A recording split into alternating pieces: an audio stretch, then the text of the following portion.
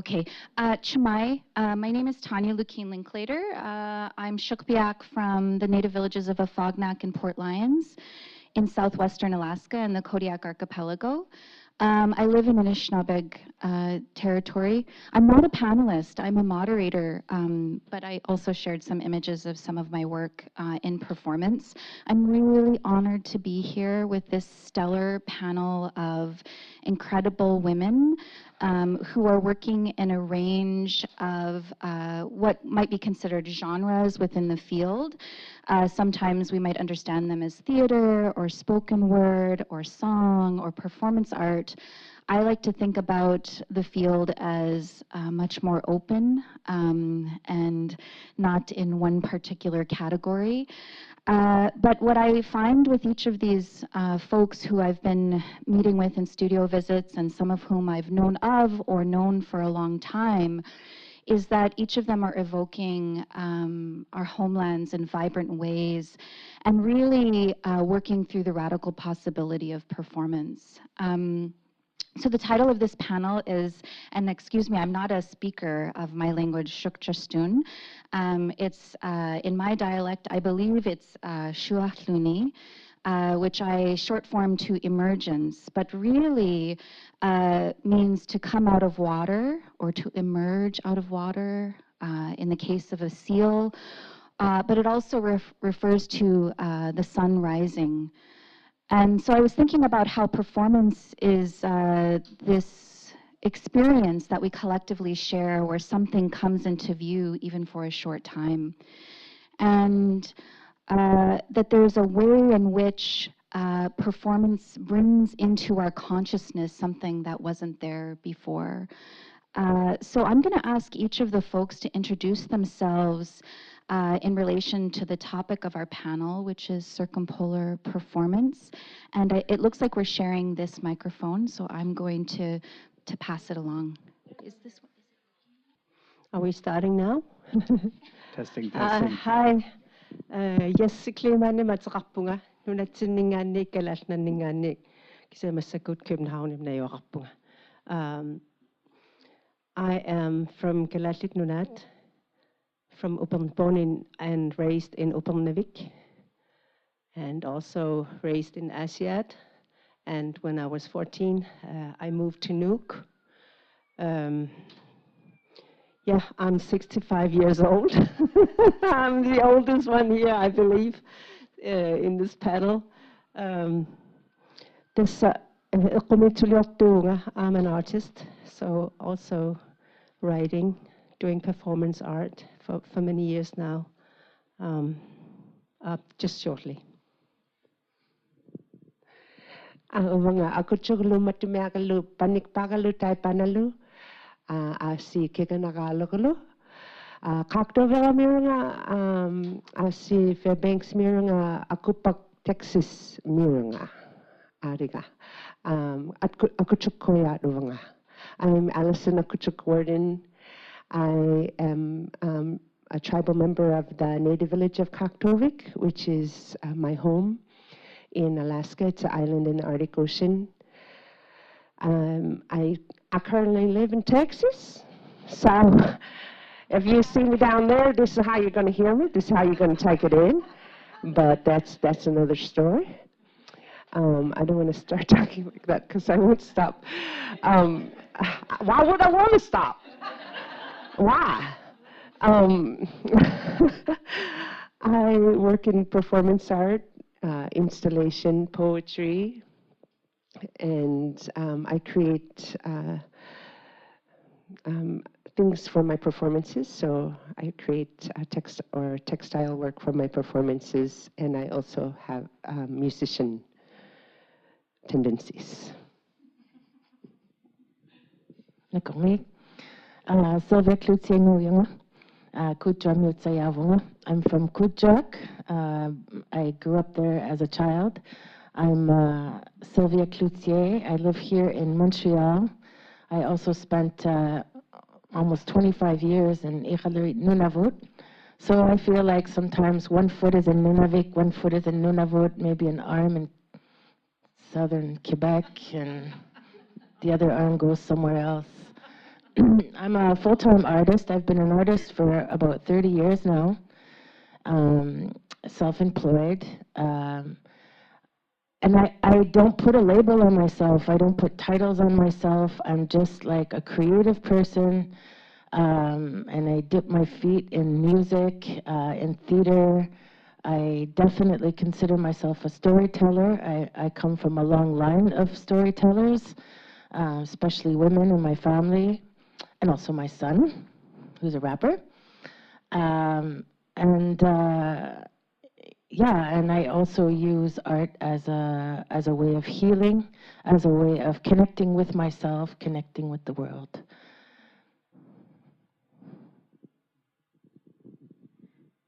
Hi, I'm also from Akootchook. Taqralik Partridge nguvunga, Akootchook mitayavunga, mana adawamiulagama. I'm a curator and an artist and a writer. And I was so lucky to be invited to be part of the performance tomorrow by Tanya, who's been my greatest supporter for spoken word since I first started.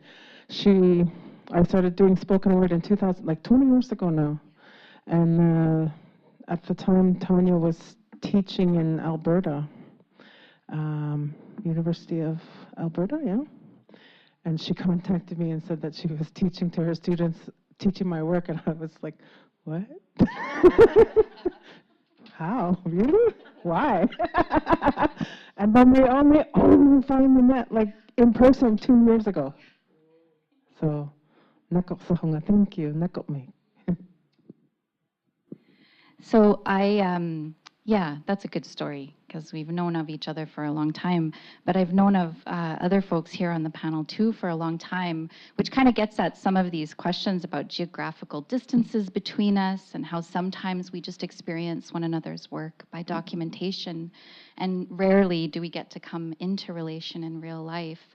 But I'm always so grateful for those moments, and so grateful to be here to have this time together. And I'll just plug, yes, there is a performance tomorrow evening at Center Fee at 8 o'clock, and all of these beautiful folks will be performing. I'm just introducing, so I'm excited. I wanted to mention that I just was writing about Indigenous performance, and so I have so many questions, and I'm going to nerd out a little bit here. I hope that's okay. But I thought that I'd start by saying that Sylvia suggested that we share images of our respective homelands, which I thought was a really important gesture to remind where each of us come from, that we come from a range of places across the north and across, I'm actually not quite circumpolar, we're pretty far south, but I think that that's one thing I encourage you to sort of look at the images as we're visiting. But I thought that I might start by asking, when I think about performance, I think about time and the body and place. And so I think I'd like to begin by asking if you could describe your relationship to time in your practice, or the body or embodiment.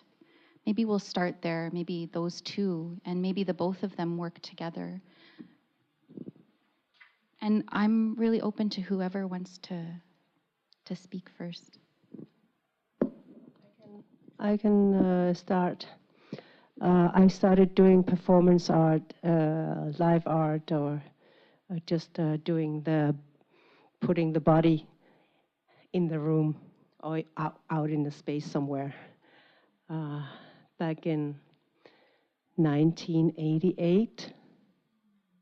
So because I was trained first in a Dukkha theater as an aspiring actress, actor, but never became one. So I was kicked out. so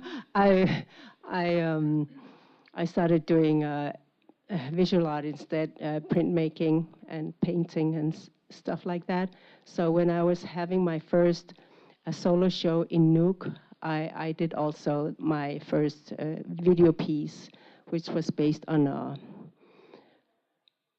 a poem that I wrote, and it's all about Kinasunga, who am I who?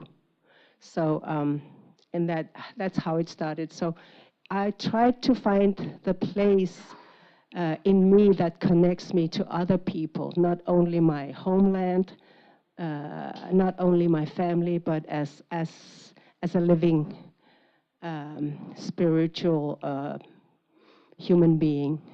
So I was really trying to find a place in my life. I know, of course, because I was displaced many times during my childhood, so I wanted to find back home.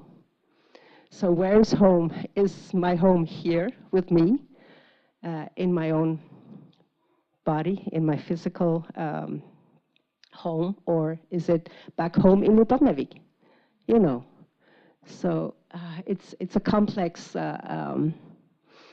question to pose. So I'm still searching, but I think I'm getting close, because I know my heart is beating for all the places. Oh, good. Okay. I was like, time is a tough one. I mean, I know I have a certain amount of time on stage, and so I'm very aware of those kind of limitations. When I'm performing, I think about, I cut to the chase as much as I can to get to like tomorrow I have 15 minutes. So I think of the arc of time within that 15 minutes and what the arc is, the audience will go on and where they'll end up. But when I talk to my elders about time, I did have a long conversation with Dr. Edna McLean about time and some other elders and Whaling Captain, because I was thinking about time. I forgot what I was thinking about it. Some kind of show or something I wanted to do around time. And they were saying, we're not supposed to talk about the future. And so we have an interesting relationship to time, and I had a diagram, and it's not really coming all back right now. But I do think about time. As far as embodiment, that's an easier one.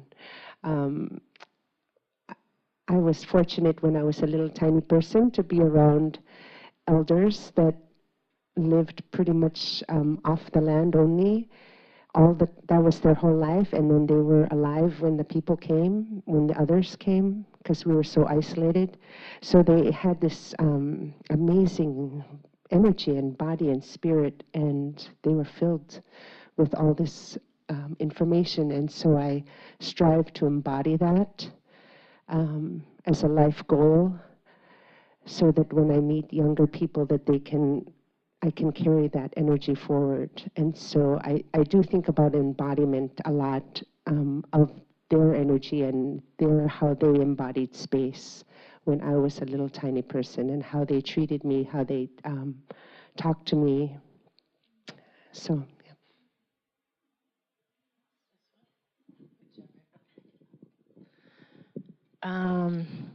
When I think about time, I think about generations. I grew up as a very curious child, and I also learned that there are certain things that you don't talk about. That was like the temperature of the room sometimes, you know?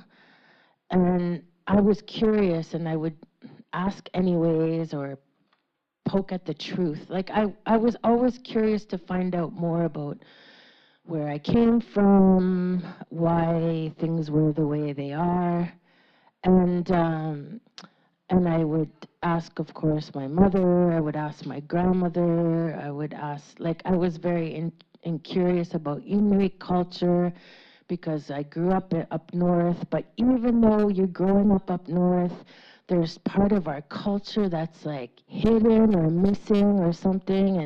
And I remember feeling that curiosity as a child.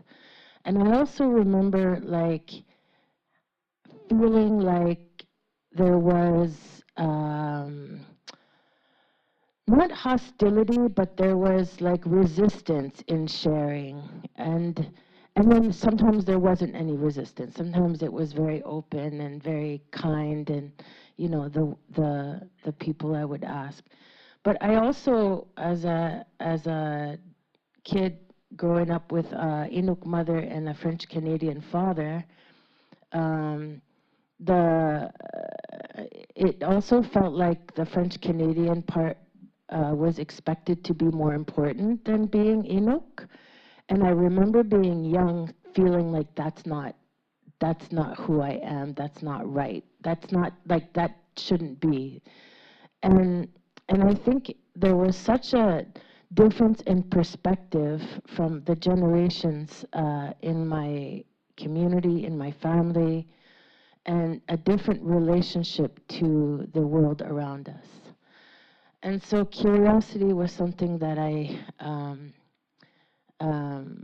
that was like a theme in my life. It was growing up speaking Inuktitut, and then suddenly, and then not speaking Inuktitut anymore, and being replaced with French, and then my parents speaking English, and then me trying to go back as a kid, as a teenager, and as an adult to learn my language so I can understand these questions that I always had in life.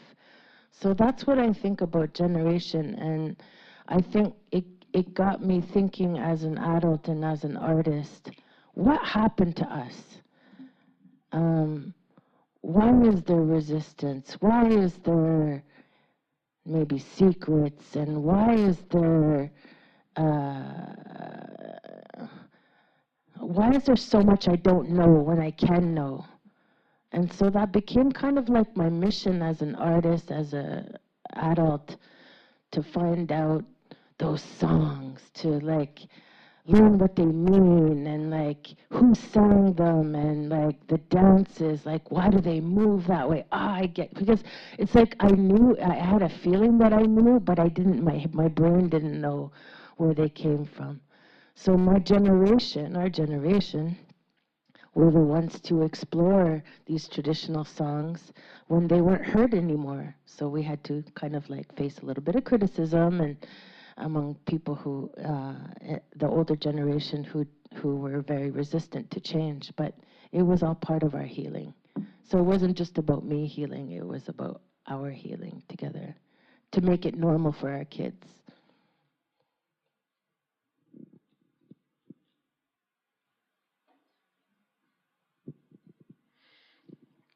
In the context of writing and poetry, spoken word,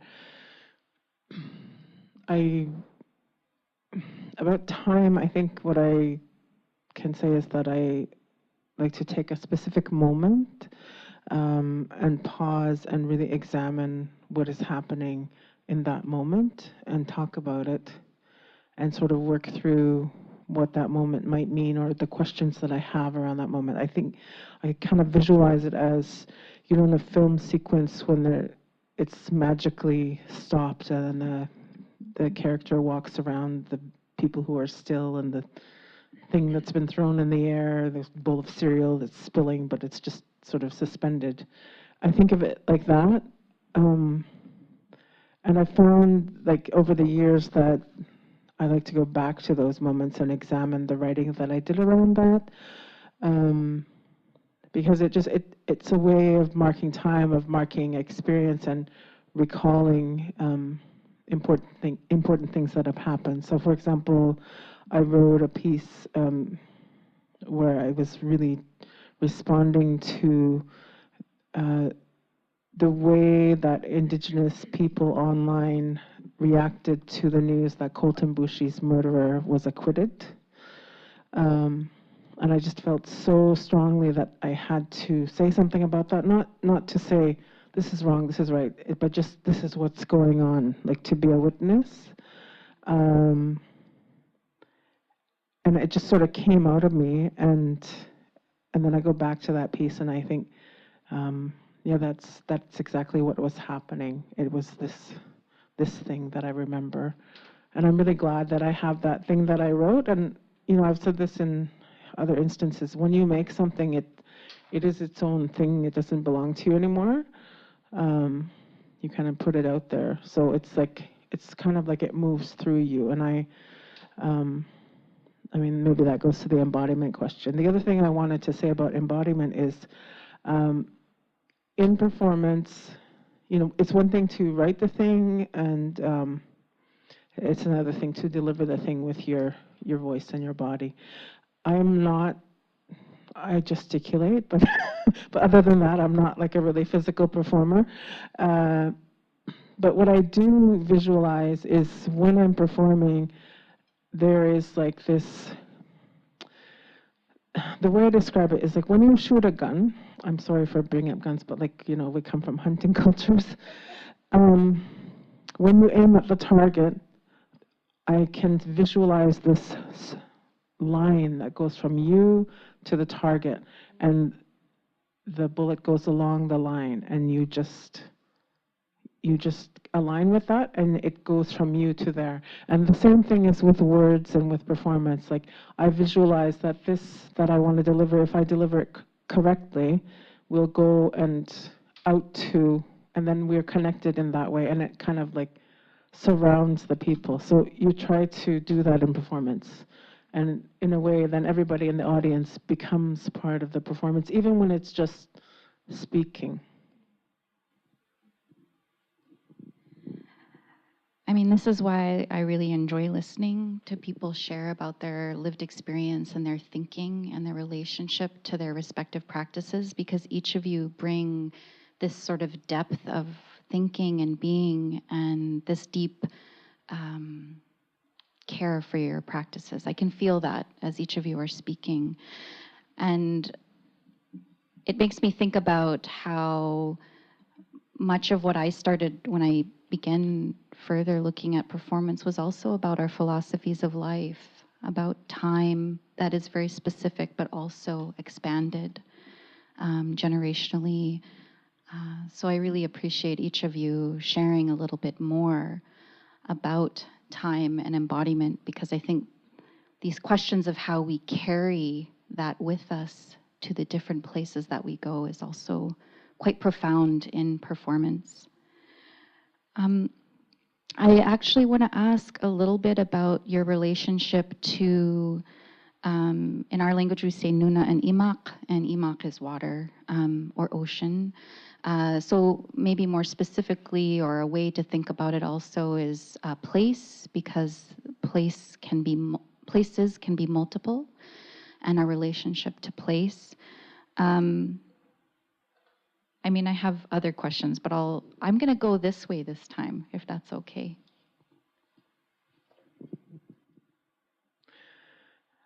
I feel like I'm always saying the same thing on every situation, but like I lived in the South since a long time. I came down for college, and I thought I was only down south for a short time, and then I ended up, well, I went back up north a lot, but like I ended up living down south for quite a while, and I still am down south. I'm in Ottawa, and I used to just think, oh, just the city, you know, like I'm just here and just trying to like survive.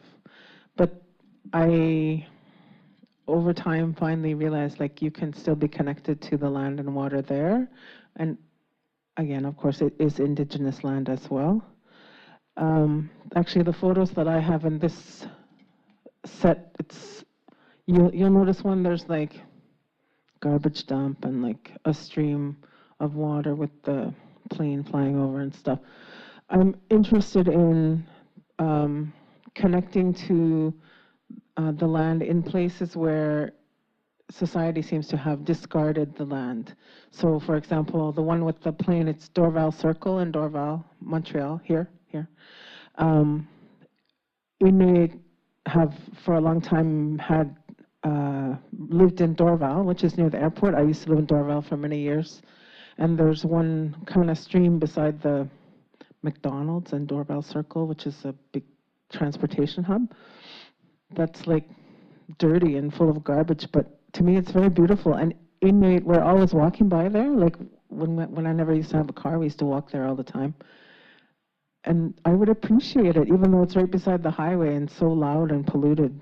I'm just thinking about how can we connect to the land in that way, and what do we value? And the other one that I wanted to mention in the series of photos, that's such a cool photo, Jessie. The other one I wanted to mention is I took it into Qinnirajaattuq earlier this year. It's the garbage dump there, and I went there with Maureen Grubin. Amazing, like artist, leader. She's just everything. And she loves to get materials from the dump to make art, and I wanted to take photos, and I just thought I like to have this sense of awe about things, even when they're things that we're not necessarily supposed to think are beautiful.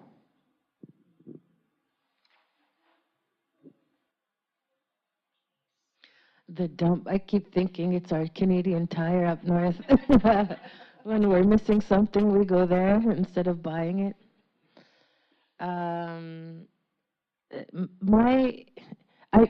I relate because I moved to Montreal 6 years ago for my son's education. So I only moved here because I kind of had to put my son's education first and his well-being. I'll be really honest, nothing inspires me.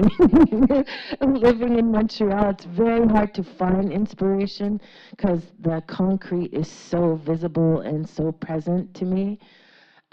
So, you know, like the Mont Royal, the mountain in Montreal, that's a source of nature for me, and I love it. But I'm very grateful. Even though I live here, I have a lot of opportunities to go north to work. My community hires me to work on events, to create shows, to go up and perform, and that is my medicine. It's been so good for my mental health to go up north and work. And that's where I recharge my battery, my inner battery, and my soul, and my mind. I'm a very sensitive person. I can feel so much energy, emotion around me. A lot of times I try to tune it out just to preserve my own. But when I'm out in nature up north, you know, I was so blessed with a home that I would see the water and I would see the hills. And I still have that image sometimes when I'm like working on a song or working on a scene or whatever, creating. So my relationship with the environment is a big one. I love the sound of nature. I love the idea of hearing the birds and the water and the ice and the, you know, I love it so much. It really feeds me in my own creativity, and that is a natural Inuk, you know, as Inuit, we need to do that in life. And so whenever I'm creating, whether it's writing or singing or, you know, even when I'm throat singing, I have like images of what I'm singing, and I have like the voices of the elders that taught me how to sing. I have them in my body, in my head, and I hear them because our bodies have an incredible capacity to remember emotion and energy. And this is how Inuit has passed down all of our information. We never had a writing system. And prior to all this technology of recording, it was our bodies that recorded everything. And so I feel like we're very strong that way. And so I tap into that when I create. And yeah, I just love the water. I love the sky. I love the feeling of breathing in. I feel like the hairs in my nose can feel the fresh air, you know, before even my lungs, and I love that. Since I moved to Texas, I'm the only Inuit all around in the whole area, but I did meet another one. But he was adopted out, and so it's interesting to be in a place where people are like, "You're one of those Inuits, aren't you?" And I'm like, "Yes, sir, I am an Inuit. How'd you know that?" You know? And so they do recognize me as Inuit I'm in very rural Texas, in a town of 1,600 people. So they do recognize me as Inuit, which is interesting, and I like that. So how my relationship to land and place is a man in my village named John Taqralik, and we have the same birthday. And he takes his phone, and anytime there's a community anything, he will Facebook Live. And so there's a time difference between Texas and Alaska, so I'm at the feast through this little portal. People are walking by, some people are waving, I'm allowed to chat. It's so wonderful to have this kind of portal into my home community center. And even outside of the center, so every funeral, I've attended every funeral, every single thing. He puts his little phone up there, and I'm like, I'm in there. And there's other people who do too, but he really thinks about the angle and stuff like that. I'm like, I like your footage better. Everything's Persian, everything. And then we have these big corporation meetings for our Native Corporation, and I'm on the portal too, and I'm with the other people. So that's an interesting relationship to place that I haven't had. And last night my auntie called me, and she didn't know where I was or what was going on. So it just brought me so like close into the arms of my people, just to talk to her for like 20 minutes. I was like, oh, that really gave me a boost here. And she knew to do that. So that's one way. In terms of land, and I'm in the desert, and I feel it has a very strong correlation to the Arctic. And I chose the desert. I wanted to be in the desert. I live in a place where there's an oil refiner, so in a carbon plant, and so it's lights up like a city in the desert, but it's for oil. It's like it's for oil, and so I'm very inspired there because of our own people's relationship to oil. And I'm at the end. There's a lot of relationship to oil in Texas. Come on now. So there's a lot of drills. There's a lot of identity around oil. I take my shoes off usually. I haven't done it here. And I take my bare feet or my socked feet and I put it on the ground quite a bit in Texas and wherever I am. And it feels that rejuvenates me. I don't live by the ocean, but my village is an island, so I do miss the ocean sometimes. So speaking of relationship with the land and ocean, belonging to the ocean, for a long time when I was a kid, I felt, and growing up, I felt that I was not good enough for the land. I was not good enough for the ocean because my family put me different places, and they always told me that you have to become better than the Danes. So you cannot be a hunter's wife. You cannot, you have to be better because you have to do things in life. And that was my auntie. She always told me things that I had to do things in life. So it was like a puzzle. How can I belong if I'm not wanted to belong, So it's just all the outcomes of, excuse me, I've become so emotional, but it's, we were colonized in our culture, not only by land and not only by the church.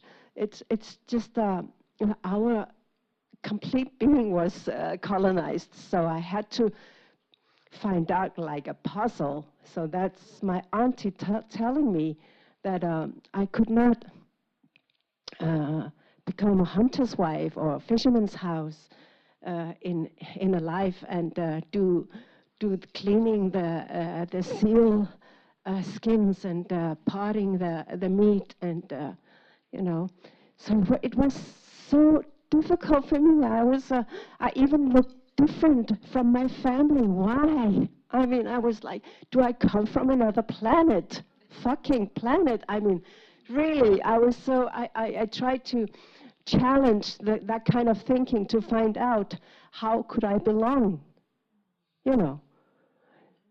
So I like to center my practice by ruthlessly traveling back to Greenland, because I live in Copenhagen for over 20 years, and I was exploring things to make with my living as an artist. Can I be a true artist this way?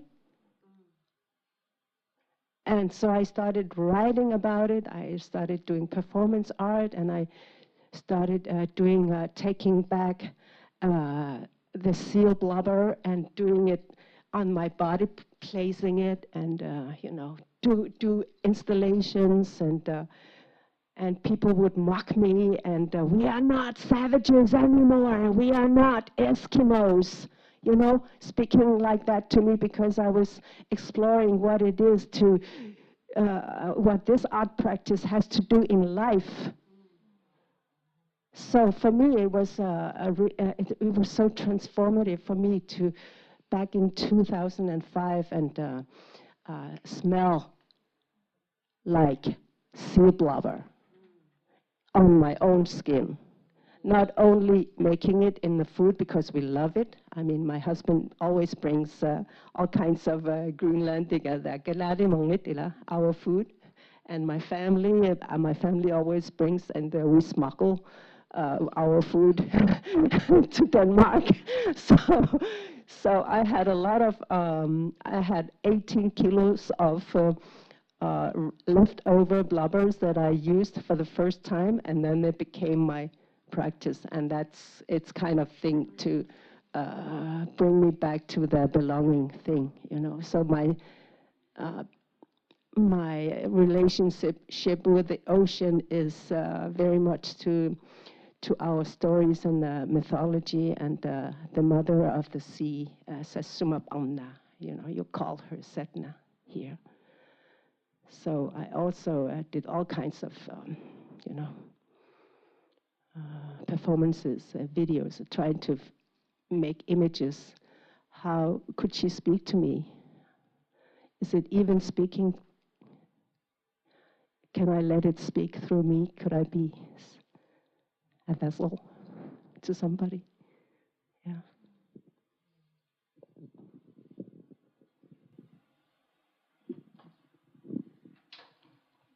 I have so many questions, but also I feel really stopped in my path of thinking, because each of you are so generous in the way that you speak about your practices and what you really hold dear as you're making this work, and as you're thinking about yourself in relation to your homelands and to your communities and elsewhere. So I'm going to switch gears because we're moving through time very quickly, and each of you, I feel like, could have your own conversation and share with all of us about the work that you do. So I wanted to ask a question that gets at what you're speaking to, which is the ethos of your practice. You know, like, what is this work doing, or what do you want it to do? And for yourself, but also maybe for other Inuit and for audience. It's sort of getting at that question about what this work does in the world, and how you think about what that work does in the world. This is a question that I think about in my own practice because even though I'm a contemporary artist, I work a lot with these structures that sustained us, for multiple millennia. I think about those, and I'm also in a place of trying to recuperate that or trying to regenerate those ways of being, even if it's in this moment and in this time. And I also think that performance does something, not just to the person that's doing it, but also the work itself does something. It shifts time and space in this place that we are together, that we're sharing with one another. So I don't know if someone wants to be brave and jump on this question.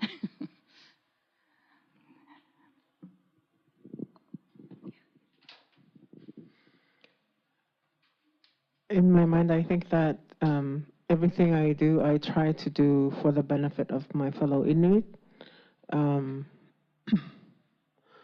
I make choices based on that value. So I pass up opportunities that I think don't go towards that goal. And I think maybe sometimes that from the outside, that probably doesn't make a lot of sense because I end up being broke. But like I've always had that attitude. So for example, I used to work for Avatak Inuit Cultural Institute. I also worked for the Cloutier School Board, or Cloutier KI as it's called now. It's Inuit School Board. And I just feel like I'm always, like whatever I do, I have to be for Inuit. Like the way that I've heard other Inuit say, it's like you're pro-Inuk, like you're not like the pro-Inuk, but like for Inuit. I guess there's lots of pro-Inuit. Oh, fuck, I lost part of my language. I lost my train of thought. What was it? Ethos, yeah. Yeah. Just questions. I have questions and I want to look at them, and I want other people to know that there's somebody who has questions, and maybe they also have questions, or maybe they have the answers. But I'm a little bit of a weirdo, and I want to see other weirdos. And hopefully, especially young people, if they see me doing whatever, that they can think, oh, that's a possibility. Because I think, especially when you come from a small community, we didn't know, like when I was growing up, we didn't know that this is a possibility or this is a possibility. I feel like young people today start giving themselves permission a lot more because they connect with other youth online, and they see, like Inuit can see somebody doing Inuktitut rap or like doing all kinds of amazing art stuff or anything, and they get inspired by each other. That's pretty exciting.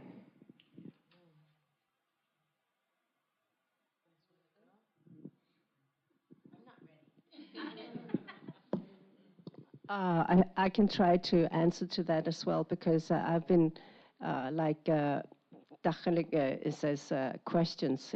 It's very much about questions, how we place ourselves and among ourselves in our different families, circles. Where are we? Where are we now? So since I'm living in Denmark, and I always hear, oh, you're a Greenlander. So, so I always felt that, well, you're challenging me. I'm a Greenlander. Thank you. I'm going to give you a Greenlander. So that's my ina kelalo. So it's like Inuk here. Inuk kelalo. So it's not about proving something or teaching anyone, but standing with my other fellow Inuit Kelashlik. So I think we see a lot of our fellow cousins or distant cousins or families moving to Denmark and being prejudiced and being suppressed. And then I give them the look back. So they would say, but you're doing European art, or your aesthetic is very contemporary, or you don't even look like a Greenlander. So it's like, I'm going to give you Greenlander, right? So it's really something about having this access to not only the deep grieving that we share, but also the happiness and the strength and our, we have so much more access to spirits, to the land, to everything that we know we can do, So that's my ethos, because I want to promise myself and other people that we survive with our stories and with our presence in the world. It's very, very big words, I know, I'm sorry, but it's in my humble opinion, because if I have to do something, I have to do something like that, Otherwise, I could go and get myself a cleaning lady's job. Yeah.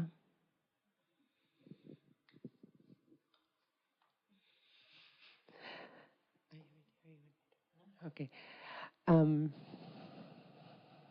I have a poem that I wrote, and I didn't write it in context of performance. And then I was asked to perform it, and it became this thing that's, it's almost too much for me to hold.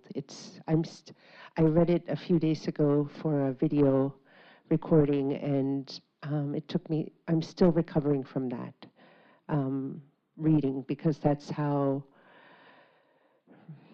it's a poem about, it's called Let's Try It This Way for the Last Ones.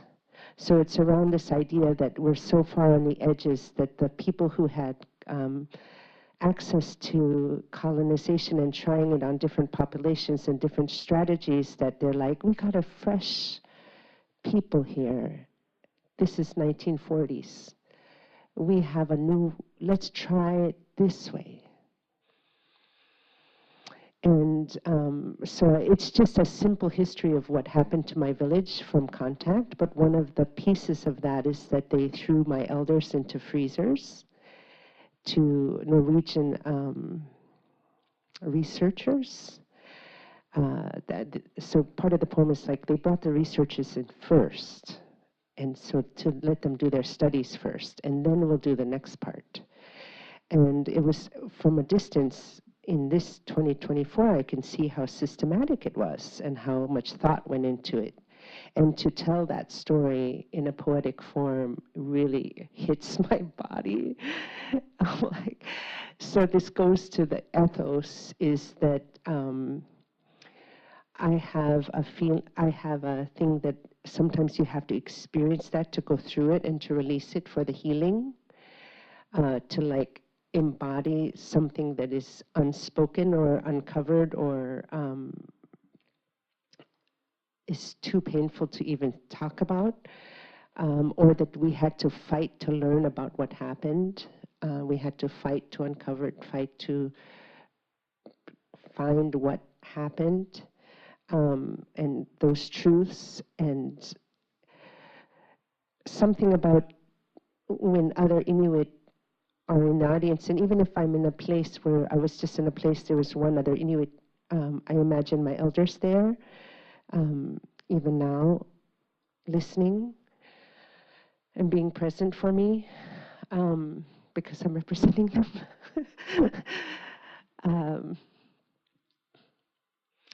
It's something about doing that as a gift for people, is like, this is what I can give you. Feel it. Feel all of this, like, just get into this. This is what it is. This is what it is. This is what happened. This is how it is. I mean, it's just tapping into the truth of the ugly truths. that's part of it.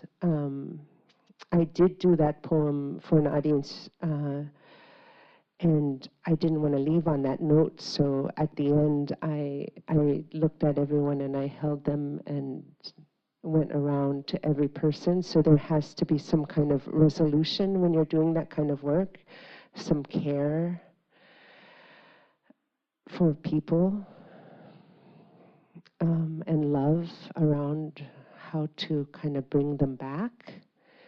And so I spend a lot of time about thinking, when you're thinking of ethos, you know, like when I think about healing and giving a healing experience that might not be comfortable at all, or is hopefully very uncomfortable. And yet there's a way to bring them back at the end so that I don't just leave them raw and broken and confused and in a daze, and then they leave, you know. So it's that other part is more challenging in my practice, to find ways to do that, to lift them back up again.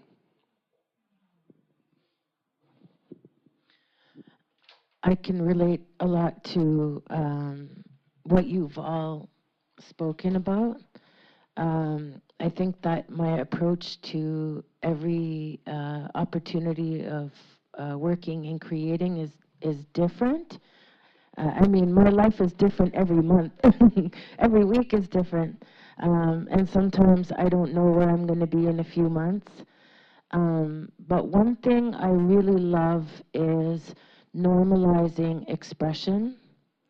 That is something that I really feel strong about. I, you know, and seeking the truth, even if it's uncomfortable, like you were saying, even if it's unfavorable or hard to deal with. I really believe that if you work from a place of honesty, you can, even if it's really difficult, you can deal with it, but you can never deal with dishonesty and manipulation. And so I love to explore the path of honesty, and I feel like our voices as Inuit in the past generations, I think that we were very honest people in our nature. And then when colonization hit, our voices were devalued. And so it had an impact on the generations. And then sometimes you see how, like, I really want to see our young people expressing themselves and knowing that it's okay to say anything you want, and when the way you see the world is okay. If it's different from your mother, from your neighbor, from your whatever, from, you know, it's really important. And you know, we're sitting here in Montreal, and like most young people in Montreal could just say whatever and to anybody, and you can face somebody and shit on them and never see them again, so you don't learn accountability. But in Inuit communities, we're in small towns. We live as a family, as a community, so it's important, like, to be accountable for your words and your actions. And so that's something, you know, I work in many different kinds of ways. Sometimes I work on a practice that's really like, how is this serving me? You know? It's not often, but sometimes I work on a something, and I'm like, how does it serve me? But most of the time, like you said, we think about our young people. We think about, like, how would they feel if they heard this? Am I speaking for them, or am I showing them that it's okay to sing a song a certain way or express something that's really bothering me? Are they going to respond to it and know that, oh, good, I'm glad somebody said that? Or, oh, I never thought of that. You know, we want young people to feel like it's normal to express themselves, but also I often, like, if I work on a show, because sometimes I'm working on a show and I'm not in the show. I direct, like, I create shows back home. And I think, how do we want people to feel? And it's not to say that we're going to give the people what they want, but it's really like, how can we bring integrity back? How can we like shape a show so that you feel all the emotions and at the end you feel like relieved or proud or, you know, like validated in some way. That's where we are, I think, in our generation. And, you know, we're older women here. I'm not saying we're old. We're older than, you know, like a generation of young Inuit who are creating and working as artists. We also had to take a lot of criticism for being like the first to explore this and that. And but also I think, you know, our elders generally are proud of us. I feel like they've got my back in many ways, and if they don't, we can talk about it or we can explore it. So yeah, honesty I think is a big thing for me, and normalizing expression.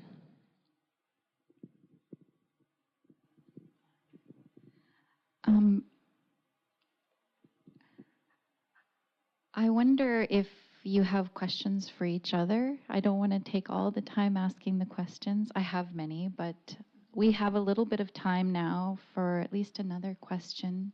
I didn't know if you had any for one another. I was thinking about some of our visits over time, over this last spring, and then in the summer and the fall, some of the conversations we'd had over that period of time, where I asked you about your respective practices and, you know, these questions about being contemporary artists or being artists in this time, and these relationships we have with our communities and the future generations. I mean, I'm really soaking it all in. I'm giving you time. I'm stalling so you can ask a question. But if not, then I'll ask one. It's not so much a question, but I mean, if it sounds like a question, like go for it. But one of the things that sparked, when you were talking about like aiming and like there's a line between like you visualize like when you're aiming from the gun to like your target, you know? Sometimes I think that way too a lot.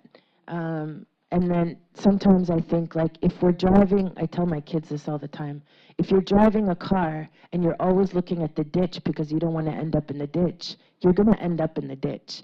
You have to look at where you're going, you know? When you're carrying a cup that's very full and if you keep looking at it, you're going to spill it. Like, look at where you're going. And Makka Kleist shared this analogy to when the Inuk is on a kayak, you know? And they're paddling on the kayak, and it's peaceful and it's beautiful, but then if you run into bad weather and the water starts to get rough and very, very rough, you have to go with the motions, right? You need to learn how to deal with your fear, because if you're afraid and you get stuck in your fear, you're going to tense up and you're going to drown. And it makes me think about fear, and how we can use it as a tool. Like, fear is meant to protect you. Fear is meant to like help you. It can be your friend and your teacher in many ways. And so sometimes it's okay to go there. And I like to, you know, there's like, I'm working on a play and I think, okay, I kind of have two audiences in my play. I have the Inuit and the non-Inuit, right? And then I think it's okay if this moment touches them and doesn't touch them. And it's okay if this moment affects everybody, and it's okay if this moment is like uncomfortable for them, but it's like, oh, it's relieving for that. Like, because fear is something that you can learn from, and you can also not learn from. But it is a choice, and I think, yeah. So my question would be like, what does fear mean to you in your work?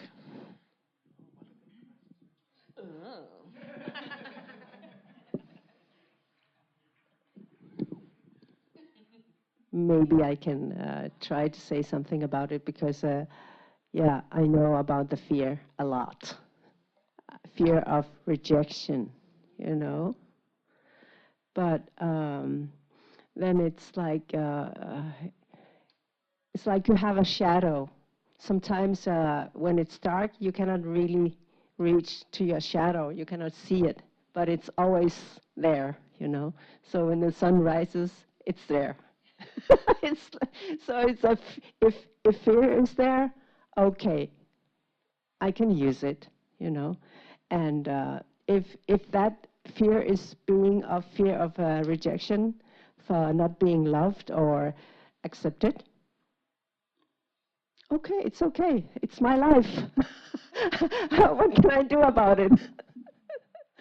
It's, you know, you just have to love it, you know, love what you do. And that's, if I didn't love what I do, I would have scream away and run away and hide myself into infinity. But I didn't want to. I wanted to live here and side by side, you know. So fear is something that you can, yeah, let it be. Sometimes just step out. You know?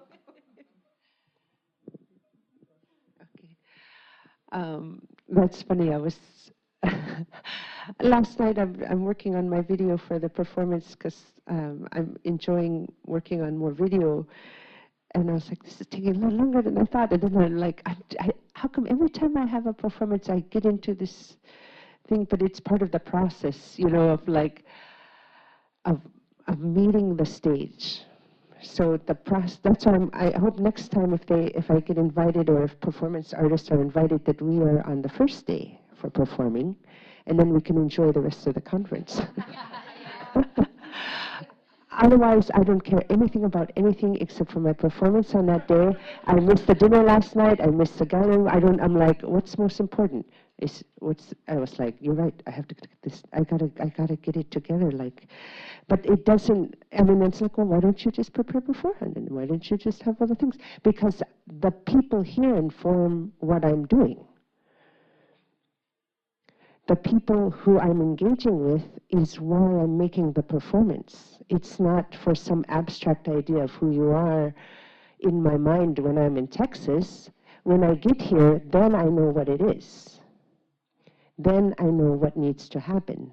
So, and I can get that in an instant. I don't need to have 3 days to worry about it, but I'm glad I do.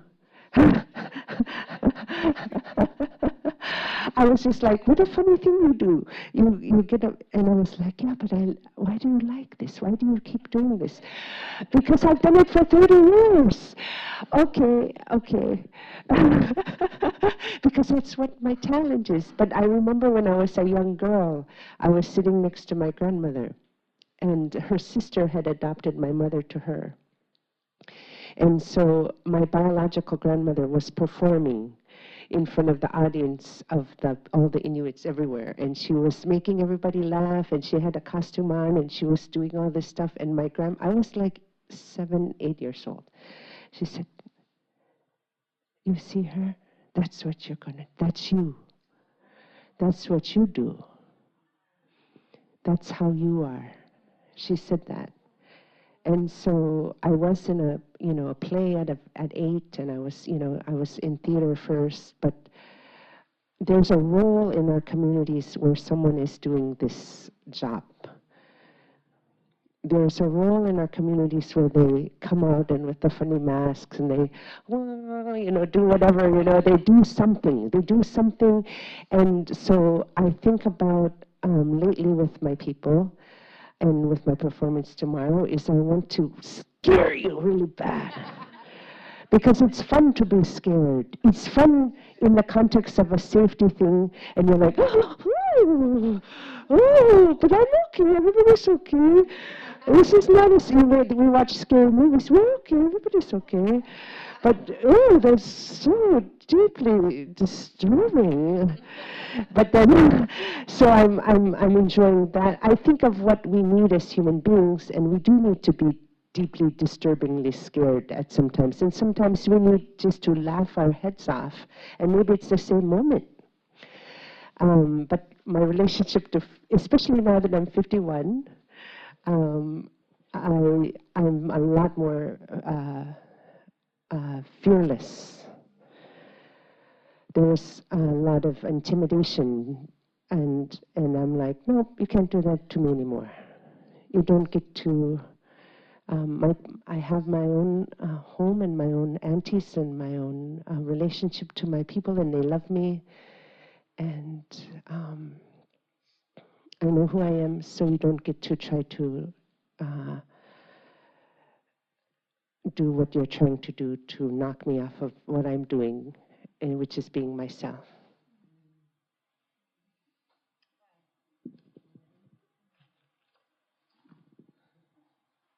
What a great question you asked, and I don't know if I have a good answer, but I'm so enjoying all your answers.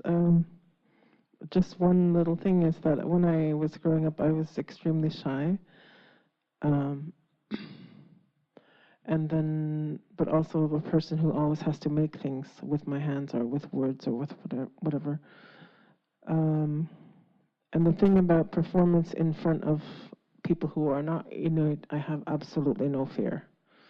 Like I can stand in front of 5,000 people and just get there and talk, and no nerves, nothing.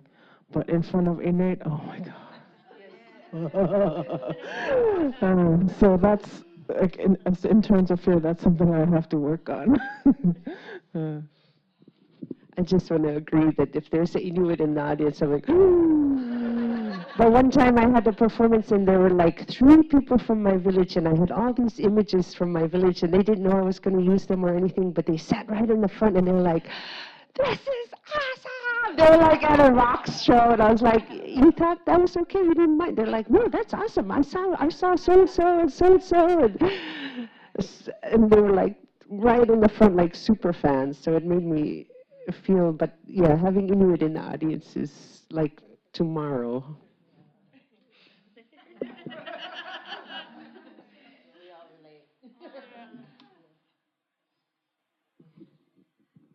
We only have a couple of minutes left, so I wanted to open it up if anyone wanted to ask a question of these superstar, rock star women who've been doing this for decades and who have have been so generous with us during our visit today. It's concerning internalized racism. I mean, while you've been sitting there and talking about your local society and also being urban Inuit, do you have any experiences or advice for how you deal with that? I don't know if this has to do with racism, but because I am a person of 2 worlds, having an Inuk mother and a French Canadian father has allowed me to see the world in different ways, and that's like a blessing and a curse because sometimes the racist or prejudice or entitled perception and influence can come right from your family or from your on both sides, like, and that tension is really hard to deal with. But then you have to go, okay, I'm not going to battle with myself. I'm going to choose who I want to be and sit in who I am that way. But I feel like the racism is very apparent And I think that you just have to call it out when you see it and when you feel it. And I don't have to own it. You know, there's too many things that are very unfair with the way we have so many lack of services in the north for our people, and our people are suffering and dying. And if the same thing happened in southern Canada, they would do something right away about it. For example, the high suicide rate. During COVID, more Inuit died of suicide than COVID. What would happen if that happened to Southern Canadians? It would be a very different story. So those are things that really bother me. And so I try to use my art to express that. Not just to change the world and to change people's minds, but I think more like, because that's too much pressure, but just to create awareness. I use my voice to create awareness. And if it reaches out, it reaches out. And if it doesn't, it's okay.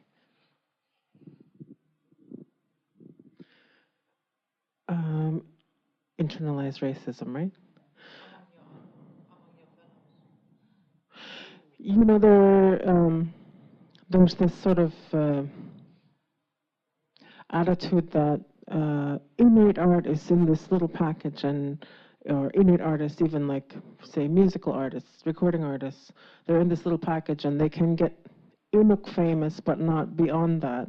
And I used to kind of subscribe to that idea that, like, oh, I don't want to be put in this box. I want to be known as an artist, just an artist first. But that is like, I think for me, I've rethought that about how we value the things that we do. And if I value what I do for my community, and if it makes people say, okay, well, that's an Inuk artist, I don't care. I don't care if you think that's a box. I don't think it's a box. I think it's the most valuable place that I can be. So I don't know if that answers a little bit of your question, but it's just thinking about the value of the work that we do and who is it for. I want my work to be for Inuit. I don't know if Inuit want my work, but that's like my attitude shift kind of thing. You're talking about racism from other Inuit towards, when you get successful. Oh my goodness, there's so many, I appreciate it when people hear something about me and then talk to me directly about it, because there's so much false information that I know of, particularly about me. And it's, what is that called when they do that from the side? I forgot what that word is.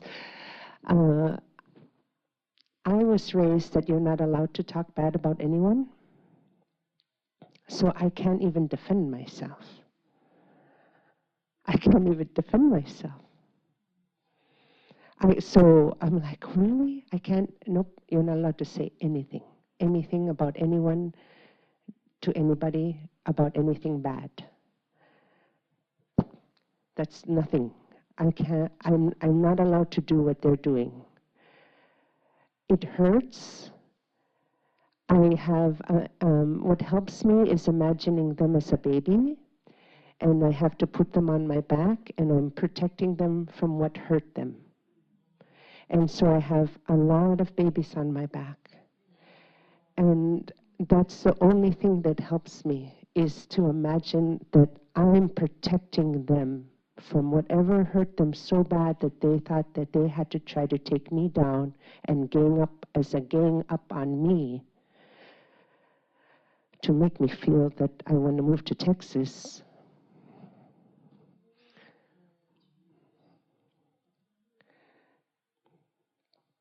So I understand it, but I love, so, and then when you see them, and you see the person who's doing it or have done, you just hug them like all the love in your heart, with just pure, like, hug the baby person of them. They didn't come here. It's something learned, and it's a defense mechanism, and it's hard to take. But what's also helped me is to think of, like, there's a young Inuit performance artist in 150 or whatever. And she's like, I want to know about Inuit performance art in the 2020s, you know? And then she's like, oh wow, look, there's a panel and look at these artists. And so I think about her and my archives. So I'm just like, you know what, just build that archive and just keep doing the work. They don't have to understand you. Nobody has to understand you. I was, even within my own family, because I'm so light-skinned, it made me very tough. Very tough. And so, and my uncles purposely gave me a hard time to make me tough, and they did make me tough. They did make me tough. But we have to, I just try to love them, and not, I can never talk about it, and I will never talk about it. And I hold them and just do my work, even though as long as I have one auntie or I can call, that's all I need. Well, Julia, I don't know how to answer that. You know me too well. But I think what you're saying all is so profound, and it's so true. In the early days when I started doing my own artwork, I was also subjected to that kind of behavior. So I tried to, you know, just let it be, because you cannot really protect yourself from it. And it's like, it's just like another world. It's like something from outside, you know. So even like a few years ago, when I was publishing my my little book of a poetry collection, I was really I was so afraid that people would be hating me again. So I had already told my family, messaged them on Messenger on a small video, and I told them, just please don't take it too hard when they start writing bad things about me again, about my work. It's just, you know, yeah, it's they're not going to hurt you, and I'm just going to be fine. But it's I just love to do what I do, and eventually it will land somewhere, and just forget it, please, and forgive me, you know. But you know, it's you have to shift and protect your family and your heart, and just love it back, because that's what you do through your love and art. Yeah. Well, I just want to say Koyana Shinak. That's how we say thank you where I'm from. I'm just really grateful to be here. I've said that, I think that's the third time, but I feel like each of you is, you bring with you, like you were speaking earlier, Jessie, about how you bring yourself, you know, and there's a kind of way in which you are, each of you in the world. And when you share a little bit of your respective stories with us, it's like, and we're open and we're listening, there's this beautiful transmission. And so I thank you, Koyana, to each of you. And Koyana, to each of you for coming here and listening and being with us. Mm-hmm.